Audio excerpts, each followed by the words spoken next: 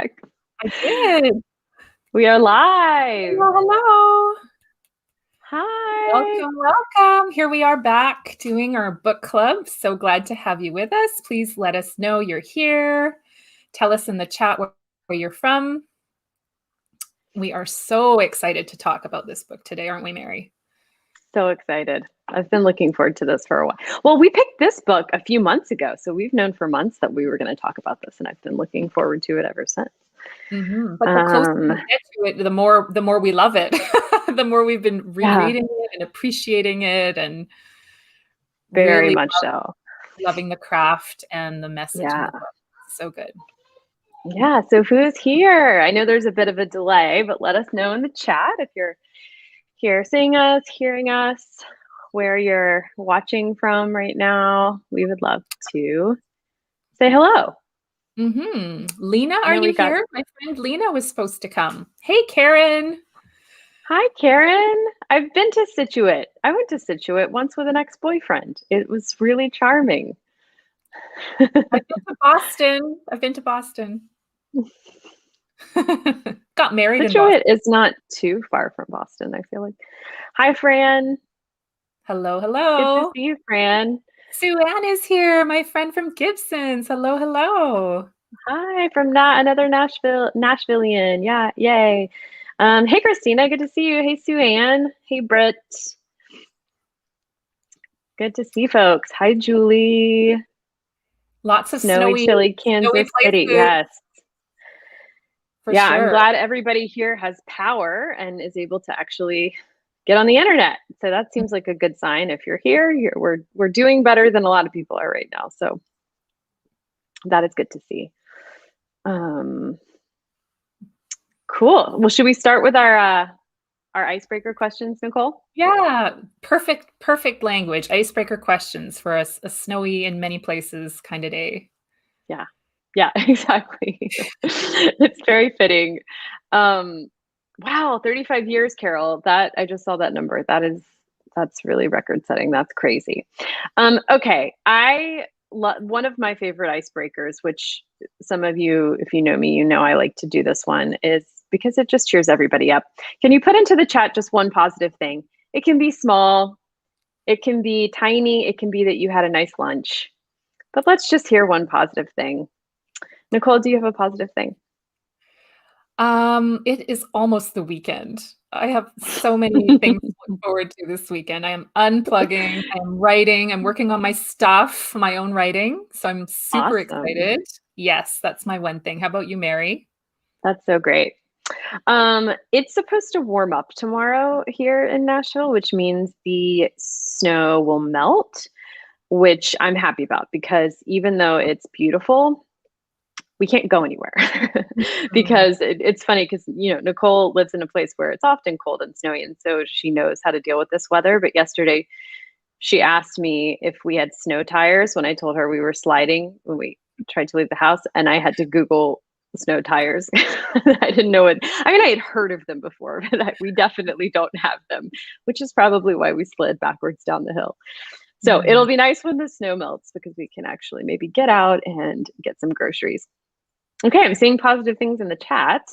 I want to say hi to Catherine. Hi, Catherine from Vancouver. I know you.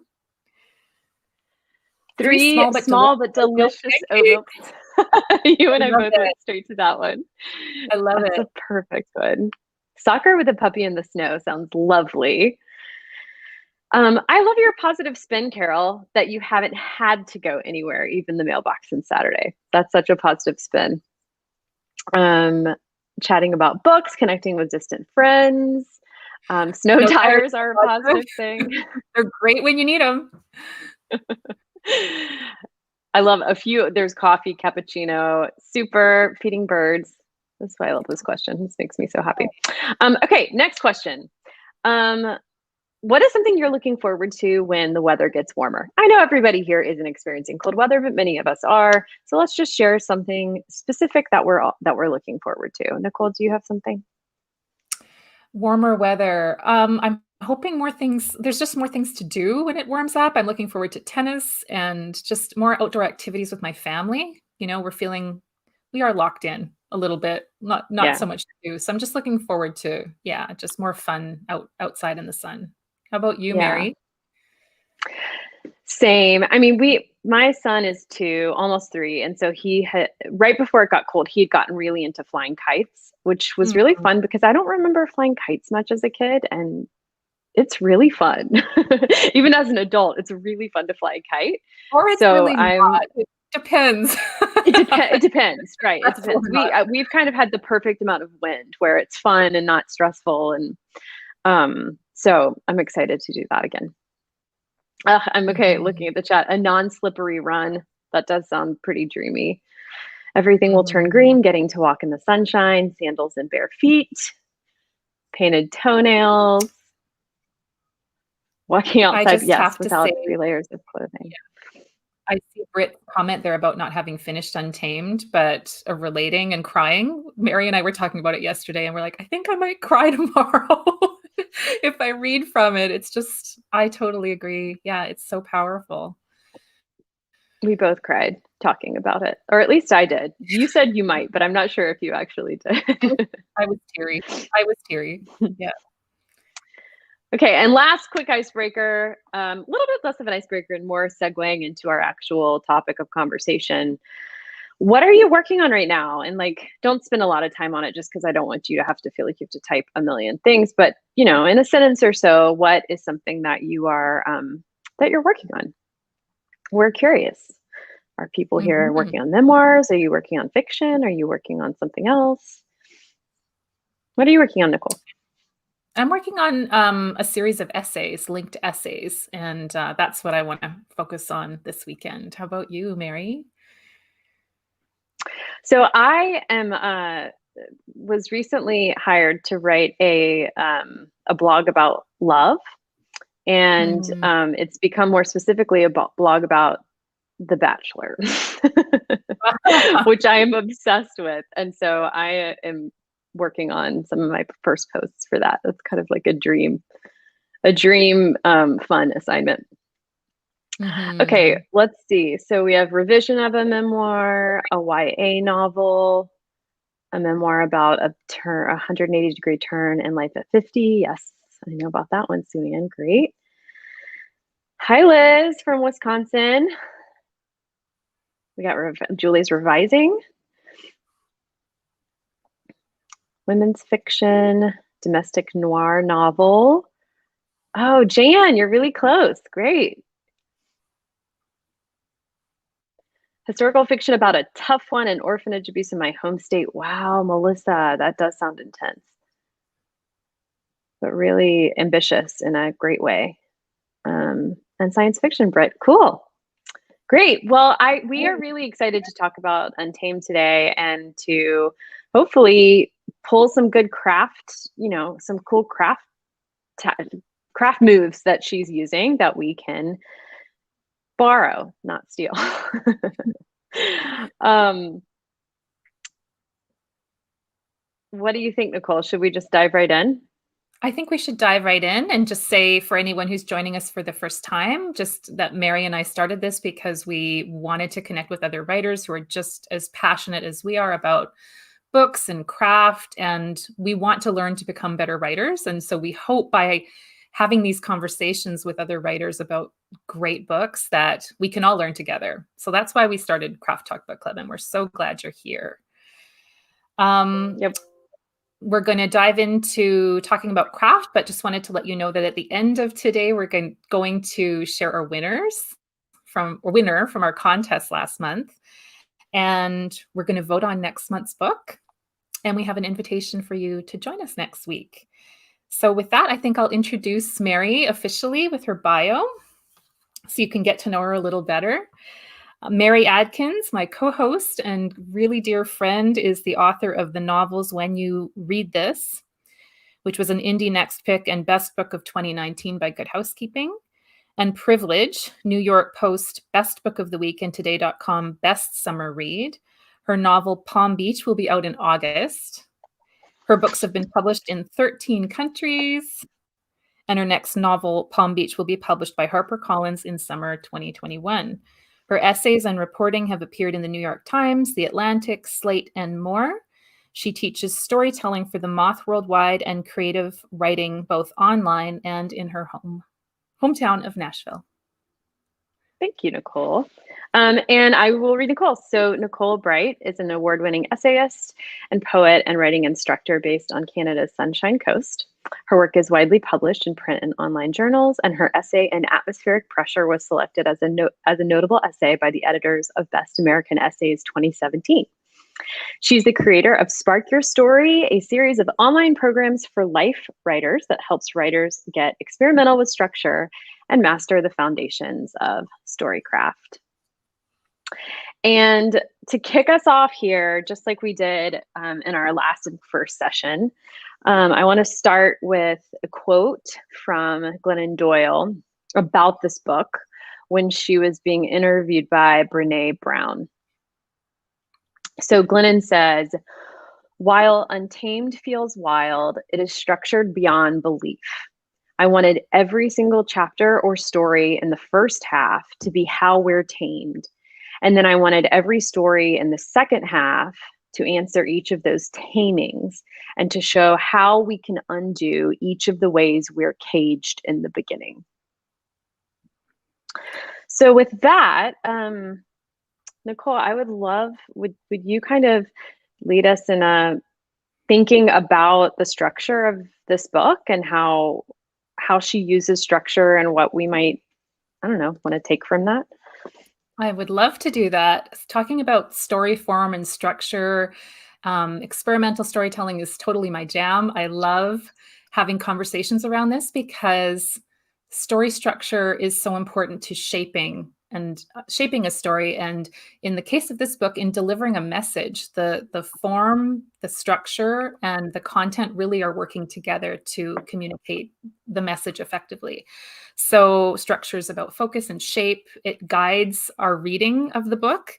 And so I thought we would just start by cracking our books open and looking at the table of contents so that we can take a look at what she's doing right in the beginning with setting us up to take in the stories and for her to achieve her intention, which is to talk about the ways that we're caged and then how we can be free. So I wanted to talk about how many parts she's working with here. She does have a prologue and an epilogue. But how many parts do we have here? And if someone wouldn't mind in the chat, for anyone who doesn't have a copy of the book, typing in for me what part 1 is called, paying really close attention to the details, the fonts, the size, part 2 and part 3, that would be I'll great. do that. That will give us, thanks, Mary, that will give us a focus for discussing what's going on here.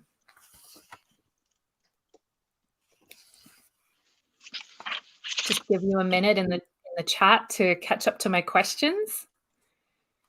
If anyone wants to dive in and share. Great, thanks, Mary. So yes, we've got 3 parts here. Part 1 is caged, part 2 is keys, and part 3 is free. So I wanted to talk about how Glennon Doyle is using a structure that in some ways is traditional, and then in other ways she's bending and actually breaking traditional structure, and how that serves the story that she wants to tell us. So first of all, does anyone want to, let's see, guess how or suggest how she might be working with traditional structure here?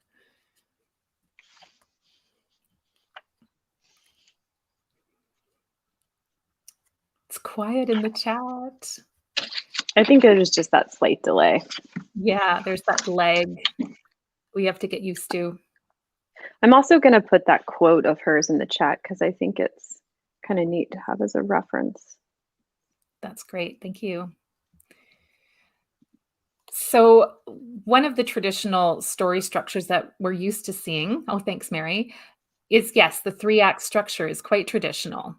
And in that quote that Mary shared, Glennon Doyle is talking about the first half being about being caged in the second half, but there's actually a middle piece there. We do have the traditional spiritual journey, the transformation. She's going to show us how we become caged, and then she's going to offer us a transformation in the last part. But there's that middle piece that's so interesting, and she's cueing us to it in the way that she has labeled these parts. Part 1 is caged, and if you notice the stories in caged, they are all also lowercase. Yes, the key is there's a turn in the middle. I love that. And the other thing, yeah, the third piece about being free are also all in lowercase. And what I'm gathering from this myself is she's showing us slices of life day to day that illustrates the message that she wants to tell us.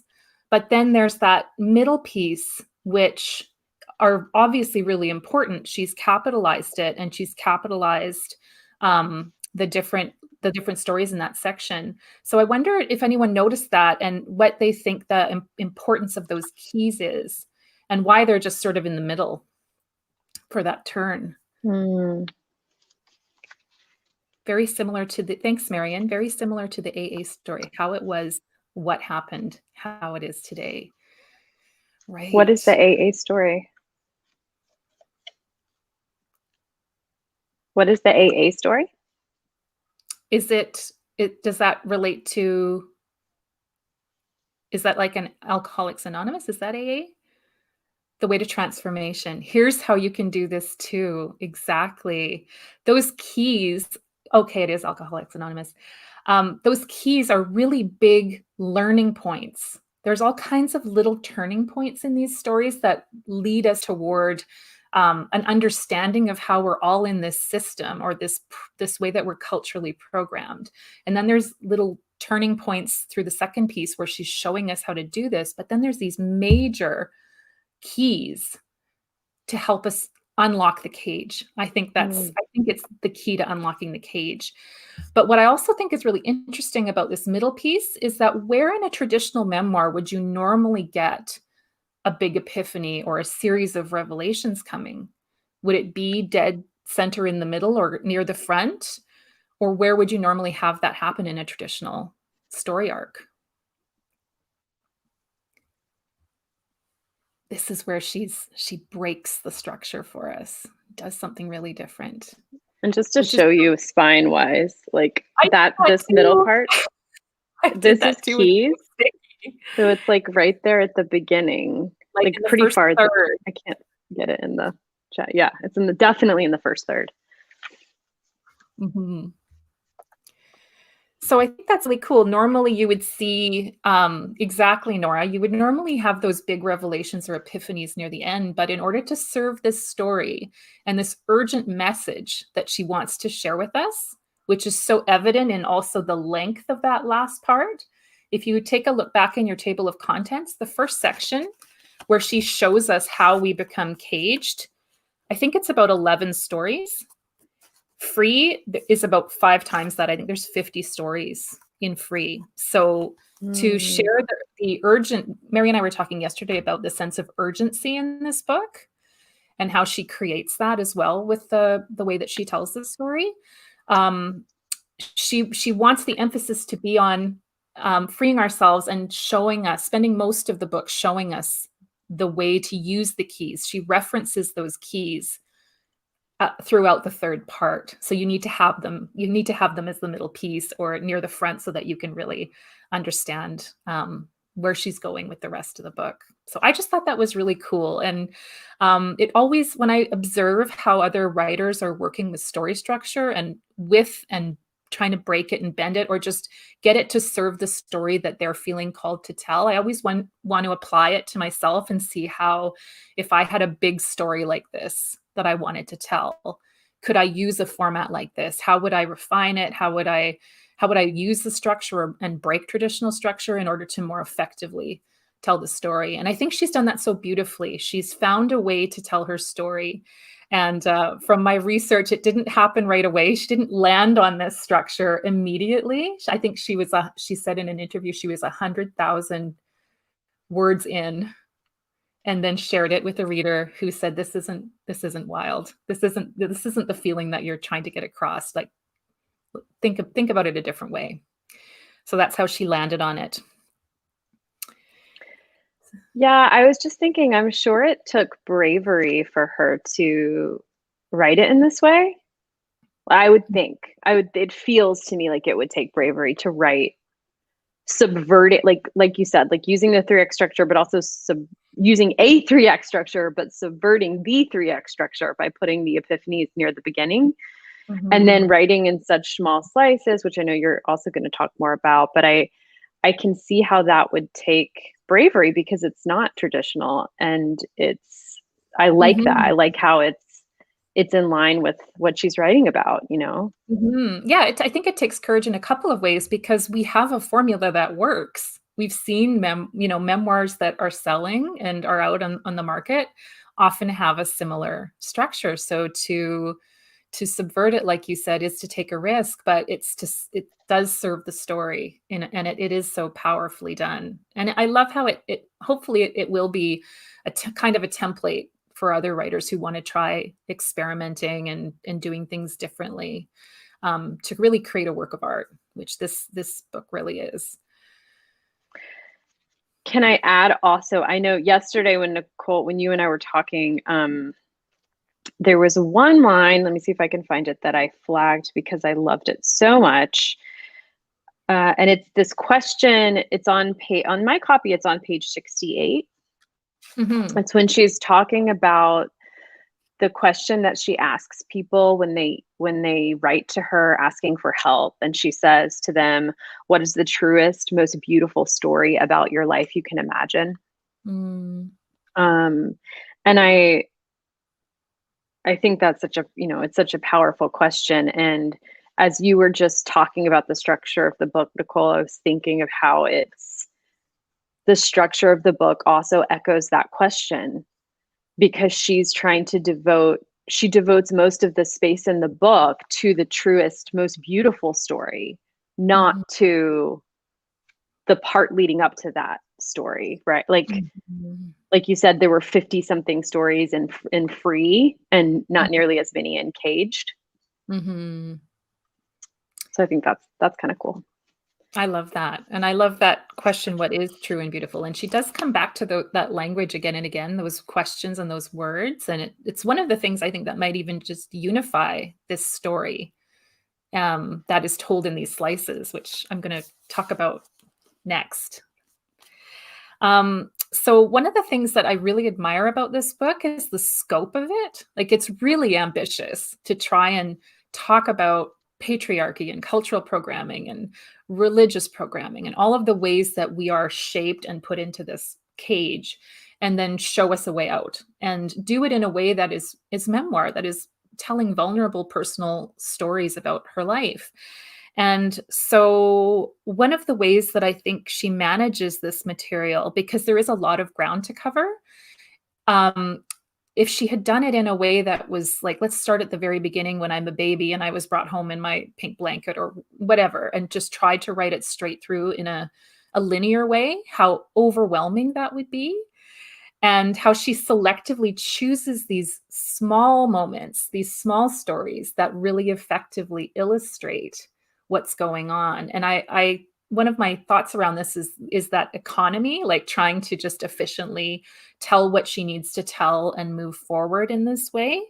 But I also wondered how, as you were reading, you were feeling as you were moving through these short stories. I don't even know if I'd call them chapters. I think we have Hmm. sections and then we have these quite concise stories. And think about this in terms of pacing. How did it feel to move through these stories? And I mean, some of them were quite, I mean, my mind was blown with the kinds of deep thought and revelation and emotion that she manages to infuse these really short, not vignettes, because they do I think they are stories. But I wonder how, if you'd like to share how you felt as you were moving through it in terms of the pace. Did Yeah, you really. did you binge read it like I did, Mary? Like, did you read it I did, like, yeah. I or binge could read it and couldn't put it down, and have just like, I don't know if you can see, but my margins are all stuff like this, like OMG. OMG, are. like, Yeah. and then just like double folded pages, earmarked. Yeah, I Wendy's saying she almost, needed time to think between each short story. Yeah, they were really dense. I was about to say that, Wendy. I think I would have benefited from pausing and processing some of the stuff that she said, for sure, because it is a lot of it was really like ideas that I hadn't thought of before, Mhm. and but at the same time I couldn't put it down, so I just ended up plowing through. But Yeah, that's um, my style. I will if I love something, I will sit there for hours and read it, but then I will go back and I will read it a second and maybe even a third time mm, to take it in. mhm, But I was saying yes so much. As I was reading, I was like, "Yes, I felt this way. I've had that thought and I didn't know how to share it or articulate it." And here she's so brilliantly encapsulated this experience and these questions. Personal essays. It is one memoir, Wendy, but she has broken the memoir down into these very small stories that work together to illustrate how we are culturally programmed and why we have misogyny and patriarchy and all of the control, but that is not the essence and it's not what we're meant to be, and mm. how we can find ways to be true to ourselves in a world that is giving us these messages all the time about how we should behave and all of those things. Christina has an interesting question. I don't know if you can see it, Nicole. I Okay. can read it. She says, Sure. as a new writer, it's interesting to consider the bravery of doing something out of the norm. Perhaps my naivety about how things should be protects me from a cage in the industry, for now. Mm, So mhm. how, yeah, what is it like? Because it's one thing to say she's brave when this is like her, she's had two, I think, best-selling memoirs before this. So maybe Mhm. it's easier to be brave when you have that behind you. Mhm. Mhm. I don't know. Yeah. What do you think? Well, I think every time we're writing about our lives, we are showing up with courage and heart, and that there's always fear around self-expression and writing. For me, I have found working with experimental forms really liberating, and able to help me go into places that are hard to tap, and they have been pretty well received as well. It's the work that I've produced that was experimental that I've had a lot of editors be receptive to. So I think in personal essays, at least, because I've always worked with short form memoir, um, there's a real receptivity to trying to tell a story, and a story or around a theme we've all read about, but in a new way. So I think there's a lot of opportunities to kind of take risks with form and show editors something they haven't seen before, even if they may have come across similar stories. So I hope that response is helpful around bravery and writing and breaking structures. I love that answer. Um, I also think, I was just kind of flipping through, looking at some of the, I mean, many of these are so short, right? Like they're 2 pages or so. Mhm. Um, and I think one thing that she does so effectively, and one reason she's able to be so concise, is that she ends earlier than she might have. Like Mm. I think that I once heard, sometimes when I teach storytelling, there's a saying around the moth that most stories start too early and go on too long. Like they should Mhm. start later and end sooner. And I Mhm. think either Glennon or her editor, or maybe probably a combination of both, um, I think they were really effective at like cutting off those endings at the most Mhm. powerful moment, Mhm. Mhm. Um, let me find the one I was at. There was one in particular that I thought, wow, she just,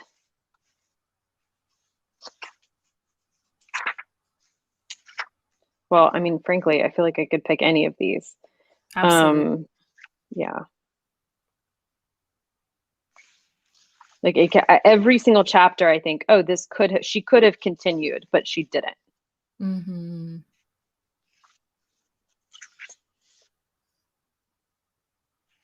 Will you talk a bit about that, Nicole? These little slices. Um, Yeah, what I was hoping to lead up to with the pacing, with my question around pacing, Melissa has actually touched on it. She said, I haven't finished the book, but put it down for a few weeks after reading the prologue. You are a goddamn cheetah. I love this story opening too. I love that too. And while I've been considering how Glennon Doyle was able to compress so much into these really small slices, I've been thinking about the pacing, and then I read this quote and it kind of blew my mind because there is intention around these slices as well, where Glennon said in an interview with Marie Forleo, I wanted the reader to be breathless by the end. That's how I wrote it. I think it feels wild. And in another interview, I really wanted it to read like the cheetah running. And when I read that or heard that, I was like, "Oh, this is brilliant in a way that I think I intuitively had a sense of." But once I realized that she had really wanted that speed, that feeling of speed and that rush, that she's really achieved that with working in these small forms. And I also wanted to mention about slices that she's showing us in this piece, giving us permission to not have to write in a strictly chronological way. We have that three-part structure so that we know that we're starting here and we're going to go here. So there is some order, but she does jump backward and forward in time to in each section, which I think is a really cool thing that we can try with craft too, and not feel like we're caged into telling things. Sometimes telling things in a non-chronological way can be really effective. So I just wanted to put mm-hmm. that thought out there as well. Yeah, I'm curious if it felt jarring to anyone that she jumped around in time. It did not to me. Did it to you, Nicole? Like she must have done it. However she did it, for me it was effective. I was not jarred by any jumps in time. No, I just think like as others had said, there were times where I wanted to just take a deep breath and think about things, but I didn't feel jarred by anything. What I felt most of the time while I was reading was just this admiration for her for just going right for it, like for just being so open. I think somebody here said that, Yeah. yeah, Fran said that she'd heard Glennon say before that telling raw truth is her spiritual practice. And she thought that was true with her first two memoirs, but this took it to a new level. And I agree fully. When we start talking about what we would want to borrow, it would just be that ability to know oneself so just have such a deep self-awareness, and then be able to transform that awareness into these articulate stories the way she does. It's just incredible.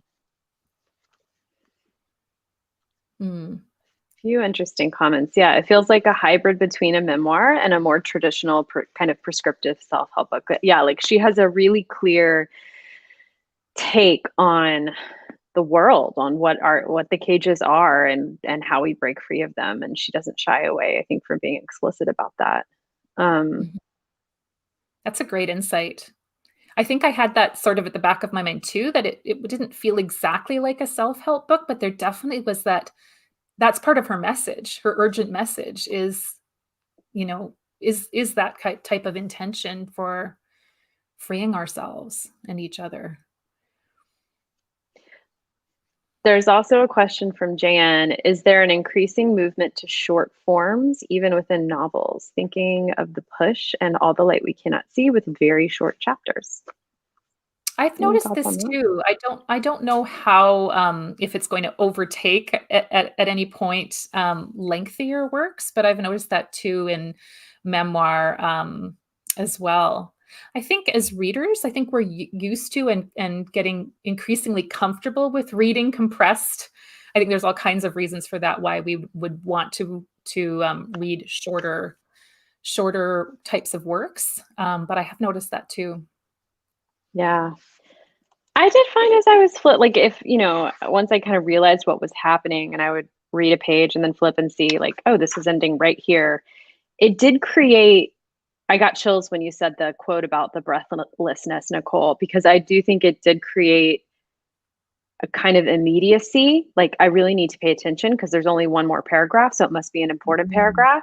And Mhm. when you have, and so I had that sense of immediacy for, however, like 300 pages, it's kind of exhausting. Like, I mean, in a My good heart was way, like I was racing. kind of, Yeah, through the book, yeah, my yeah. heart was racing. I felt like yeah, it was It's like giving a me a fight or jolt. flight response. Yeah, Yeah. Like exactly. it's incredible that words can do that and that she figured out how to harness that with her structure. Not just her Mhm, structure, but structure and content. mhm. Um so Shelley says, yes, it felt very much like a self-help book to me too. I thought memoirs are supposed to do more showing than telling. Any thoughts on striking a balance? That's a great question, and I've thought about this too. How does she do it? How does she strike a balance between showing and telling? Because it does feel like a lot of telling. One of the things that I think works so well in this book is that she does have a really approachable, intimate voice, um, which I love. But I think where that balance is struck is that she is working with scene. She is inviting us into where her thoughts are going by anchoring it in scene. I think different memoirs have different degrees of that, like striking that balance. So this is just one where she is balancing it, but it is a little maybe heavier on the telling. But because I loved her voice so much, that felt very natural. We were I don't talking know. I about don't know. Oh, go oh, ahead. no, sorry. I was just gonna say Mary and I were talking about this yesterday about her voice and how it's a literary book, but it is so approachable. Like it's really interesting how she managed that. It's also, it doesn't have a subtitle, which I just noticed. And I think a lot of times self-help do have subtitles because it's, if Mhm. it's, I don't know. So that makes me, it was also sold as a memoir. Um, but I think I'm just reading kind of the marketing copy. Untamed shows us how to be brave. Like even the description of the book, I think straddles kind of memoir and self-help a little bit. And I don't Mhm. know if anyone read her previous two memoirs, right? Yes, two Mhm. memoirs. I've Mhm. read one of them, but I forget which one. I think it was her Mhm. first one. I read her first one about so I think that's the sobriety one. Okay. And it's much more traditional memoir. It's not it doesn't have it certainly didn't feel, I listened to it, and listening to it, Mhm. it certainly didn't feel like it was coaching in any way. It was just pure, sharing her story. Mhm. Um, I'm just looking at, did anybody listen to this in audiobook form? No. Does she read it herself, Marianne? I'm curious. Fran says the universal nature of the way she frames her experiences so that everyone feels she's talking directly to them. Yes, creates that memoir slash self help. I read the Mhm. previous two and they were more memoir. Yeah, yeah, same Fran. Mhm. Yeah, it seems like it could be a great, I would love to listen to the audiobook. Might check that out. Mhm. My friend who was going to be here today said she listened to it on audiobook in the summer, but I don't see her in the chat, so I'm not sure if she's here. I wonder if we can call a book like this, like we're talking about how it kind of straddles self-help and it is memoir. I think it's a spiritual memoir. I think it has like a kind of a quest Hmm. and Mm-hmm. lessons learned along the way, these keys that she wants to share. And I think it fits really nicely in that category, which is also a category that is, defining itself. It's something I heard someone call wild a spiritual autobiography or a spiritual memoir, Mm. which I loved because yes, she is on a quest. She is on a journey of transformation, and I like thinking of this book that way too. Mm. Yeah. Speaking of that, and speaking of her previous memoirs, Nicole, I have another question for you. So, something we were talking about yesterday, this is on page 34 of my copy. Um, Mhm. it's where Glennon is writing about going on the book tour for her previous book, right? When Love Warrior is complete, that is her memoir about kind of saving or trying to save her marriage after Mhm. infidelity. And I'm just going to read this part aloud. She says, "I'll tell the truth, but I'll tell it with a slant." Like an Mm. Emily Dickinson reference, but in a kind of perverted way here. "Blame Mhm. myself just enough, present him in the most sympathetic light, attach my bulimia to my frigidity and my frigidity to his infidelity. Tell it so that people will decide." Of course, it was leading to this all along. I see. It all had to happen exactly this way. And then this is the key line that really caught my attention. "The moral arc of our life bends toward meaning, especially if we bend it that way with all our damn might." Mm. And I wanted to ask Nicole to speak to that line a little bit, because I think, it's something that I've struggled with when I have written nonfiction, is with whether it's memoir or whether it's a personal essay, trying to find meaning and then seeing a potential meaning, or maybe someone in my writing group is like, "Here's the meaning of that." And then because I'm so desperate to write an essay, I'm like, "Okay, that's the meaning." And how we can impose certain meaning. And I think the way Glennon is describing, impose a meaning that later may not feel authentic. Like it sounds like when she looks back on Love Warrior, she doesn't see it the same way that she did when she was writing that memoir. And Mhm. so, to the extent that that is something that happens and something that's kind of scary when you're writing from your real life, how do you think people should think about that? Mhm. I think I think one of the ways we should think about it is with kindness. When we were talking about this a little bit yesterday, is that the relationship to our story can change over time. It probably should, but just in the process of writing about our lives, we are on a journey that's going to take us potentially to some new ways of seeing it from a different angle, or some new insights will come up in the writing. In terms of that imposition, it's very I think it's a bit of a risk that we know how a form works, what a story is supposed to look like or be shaped like, or what's supposed to happen in a traditional arc. To impose that on stories about our lives can, I think it can really stunt our writing, but it's tempting to try and shape it the way we think a story should be. So, in terms of craft and writing about my own life, I often start with a question, and I know we've talked about this for writing fiction too, about how books usually have a question that they're going to answer in the story. And so I like to start thinking about stories I want to write about myself, going in curious, not going in knowing how exactly I was changed by an experience, but going in with a question so that it can happen in the writing. That sense of discovery can happen in the writing. But also, yeah, like just looking back at my own stories that I wrote, I would write about the same experiences differently now, from a different perspective later in time. And I think we just have to be gentle with ourselves, particularly when we're writing memoir, which is so vulnerable. I think it was Dani Shapiro who said in one of her books that she could write this about the same events in her life every 10 years and have a completely different book. But we should just Hmm. be kind to that person that only knew what they knew then at the time they wrote it. I Mhm. love that. And I love, it's funny because the Danny Shapiro quote makes me think, and it may not even be that the later person, the 50-year-old versus the 40-year-old, or the 40-year-old versus the 30-year-old, is more right. Right? It's just Mhm. different. It's just a Different different perspective. interpretation at a different point in life. Absolutely. Yeah. Yeah. But it sounds Like like in there's her Oh, go ahead. story in Glennon Doyle's life, she was, in order to like hold this marriage together, she was just doing whatever she could to make the story work, which was the marriage. So um Right. I love that quote too. Yeah. Yeah. I wanted to It's ask really you, good. Mary, some things too, because you were talking yesterday about being reminded of Donald Miller's Living a Better story.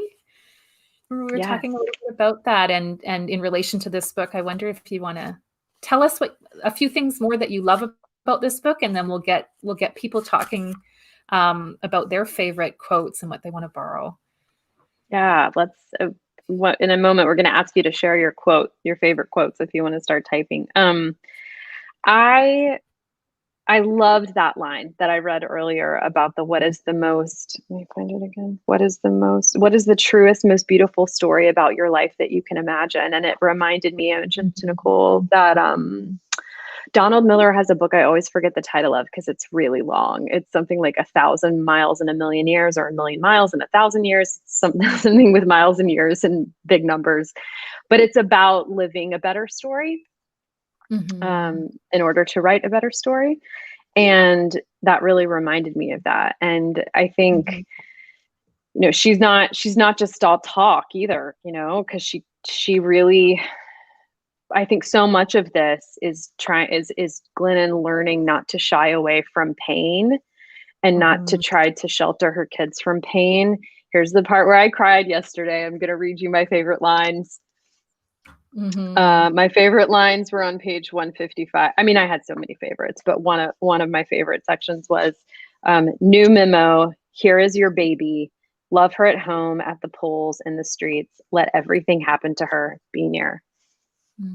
And I just think I loved that because she has that section where she talks about like parenting, like the kid in school who just has to prevent the egg from cracking. Even if the egg goes rotten on the inside, you still get an A, and how that's not the way to parent. And I love those lines. I feel like I need to I want to like write them pretty on a sign and put it on my wall or something.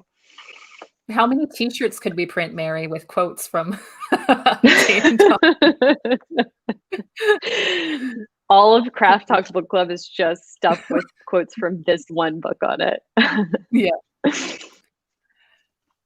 Thanks, it looks Julie, like people are sharing. Oh, yeah, pain is not tragic. Pain is magic. Suffering is tragic. Suffering is what happens when we avoid pain and consequently miss our becoming.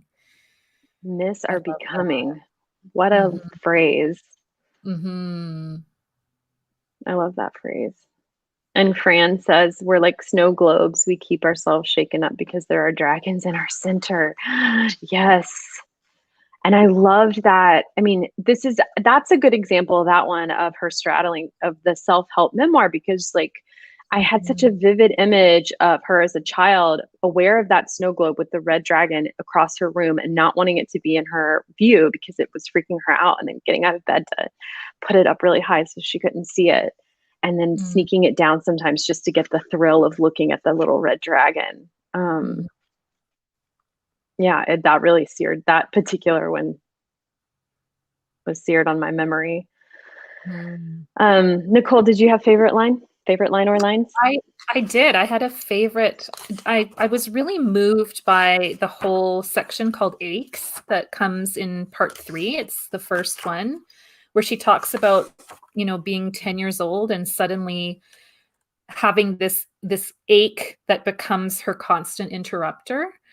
And I had this experience as a child that made me want to distance and detach. And it was around that age. And it was also around anticipating loss, anticipating my grandmother lived with us. And so I had started to pull away because I had the sense that she might die. And I was so afraid of being close, and I was afraid of the ache. And so I was just really moved by her articulation of this. Right around the time that she starts having difficulty with an eating disorder, and we can gather that this was sort of the beginning of avoiding this ache. So the whole section is beautiful, but let me find the one that I read to you yesterday. The ache continues to take me with it, and now I am somewhere else. I am in the ache. I am in the one big ache of love, pain, beauty, tenderness, longing, goodbye. And I am here with my grandmother and my mother. And suddenly I understand that I am here with everyone else too.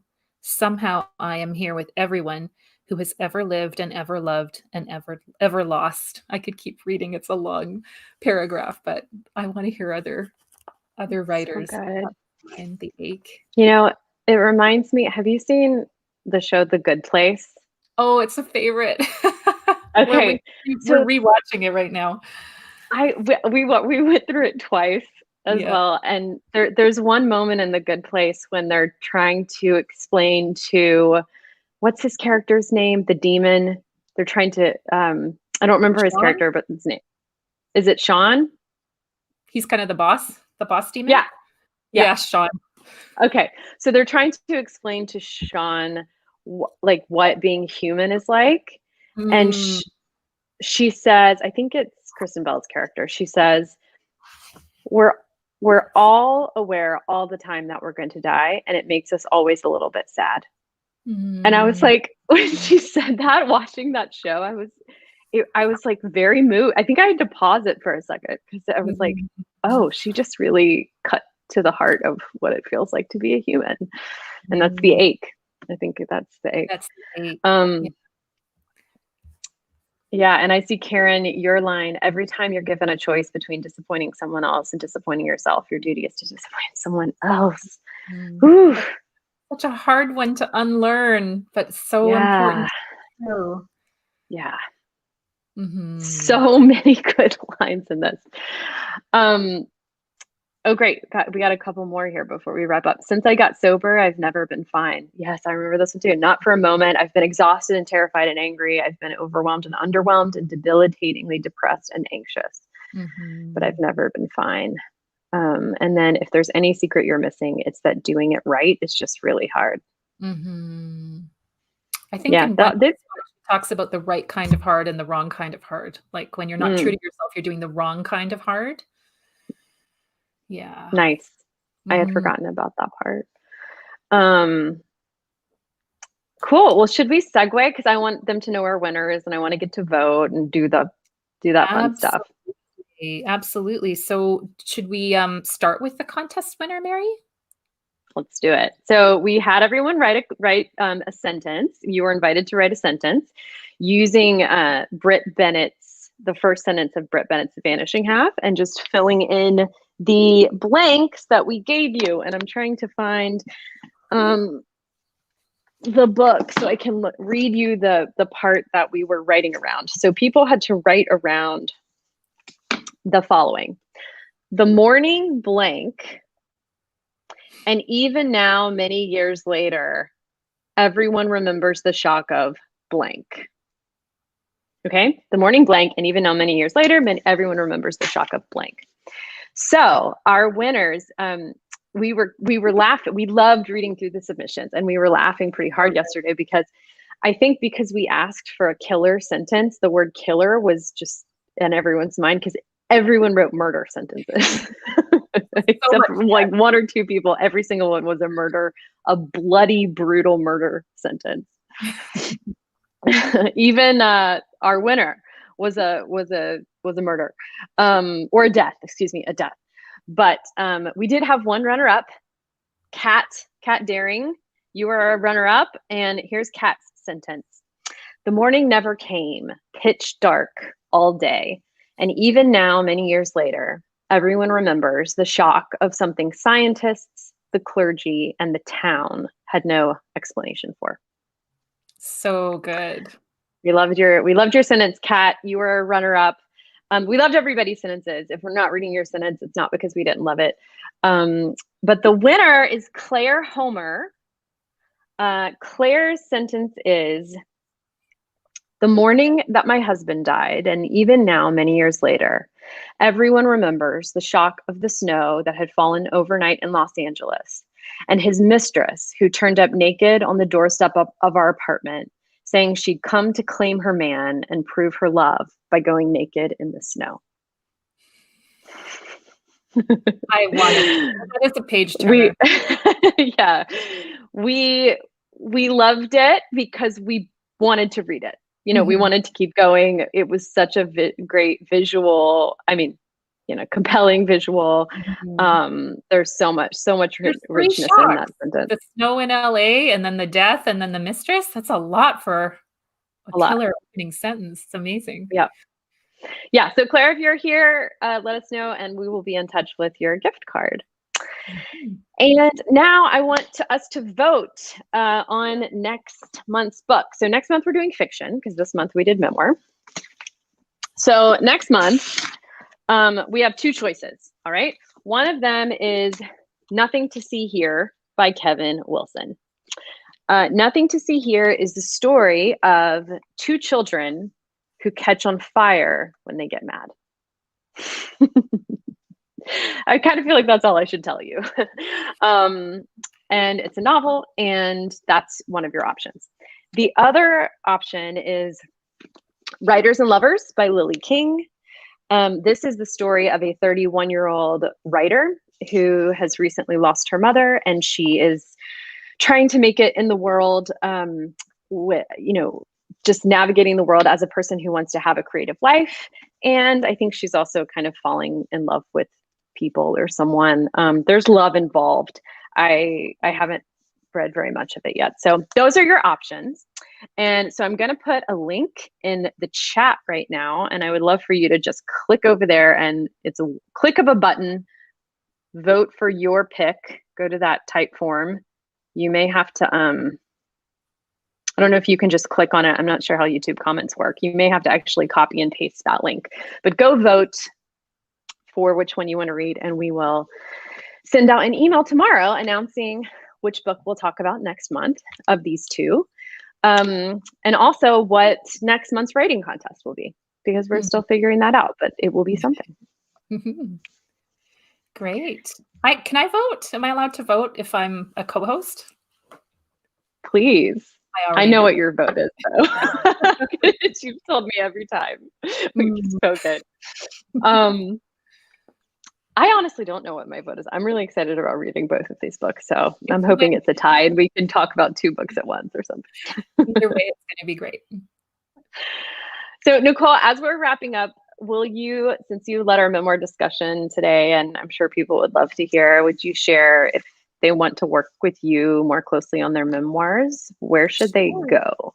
Sure. I actually love teaching experimental form and structure. That's the courses that I teach are centered on that idea for short form memoir writers or fiction or poets who are curious about experimental form to tell their stories. And I actually have a 6-week course coming up March 1st that I've designed and delivered for a couple of years. I actually have a guest instructor this time who is an amazing writer. She's a multi-award winning creative nonfiction writer. She has her first experimental essay collection coming out this fall. And she's just a brilliant instructor. Her name is Rowan McCandless. So if anyone's interested, they could go to my website to writing programs. Mary, do you have the link for that you could put in the chat? It's Nicole Breit /writing programs. And the info on the upcoming course is on that page. And because we're still in early registration, there's $30 off. I have a coupon code. That is good until Monday when early registration ends at midnight Pacific time. So yeah, and there's more information on my website about my other courses and programs. So if you go to NicoleBreit.com. What is the coupon code? Or they just go there and they'll have the coupon code? It is Spring 30. Okay. For the spring session. It's called Spark Your Outlier story course. And it is a deep dive into 4 different forms. We look at the flash essay, prose poem, lyric essay, and hermit crab essay. So really, really fun genre bending short forms. Cool. I don't know did you say hermit crab essay? Crab essay. So that idea is sort of like the false document that has been used in fiction as well, where you find a form and you use it as a container to tell a vulnerable story. So the idea of the hermit crab is that the hermit crab needs to find a shell to protect itself. And so it finds another text to live inside. Cool. I love that. Great. Well, thanks. Thanks everybody for coming. This was super fun. Look out for an email from us. We'll let you know what the book is for next month so you can get it and start reading. And we'll let you know what the writing contest is because we all want a reason to write more creatively. Yes. And before have a great weekend. No. We should tell them about our talk next week. Oh, yeah. Sorry. Yes. One more thing. We have a talk in case you haven't had enough of us. Do you want to tell them about it? Oh, I'll tell them about it. Yes. So Mary and I decided last week or a little over a week ago that we were both sick of being caged by capitalism, and that we weren't spending time on our creative writing or really honoring it. And how could we do some, maybe we were inspired by Glennon Doyle by wanting to be radical about how we were spending our time, because as writers, as owners of creative businesses, every minute, every hour we spend can either be accounted for as a dollar in, or we just don't want to live this way. So we wanted to talk with other writers who want to share their ideas around how we can protect our creativity and nurture it while we live in this cultural environment where we're all stressed about how we spend our time and how busy we are, money worries. What can you tell them the name that we decided on for the talk, Mary? Yeah, capitalism, creativity, and carving out time. There it So is. it's going to be, much like Glennon Doyle, it's going to straddle memoir and how to, because Lovely. we're still navigating this as well. So we're just going to share with you our honest, ongoing, progression and trying to balance this world. And we can all just have a authentic chat about it. So I hope to see you there. That's next Thursday at 2 p.m. Eastern, just like this is. We'll send out an email. Yeah, we'll mention it in our email. Great. Thanks, Mary. That was so fun. Super fun. Bye, everybody. Have a great weekend. Thank you, Nicole.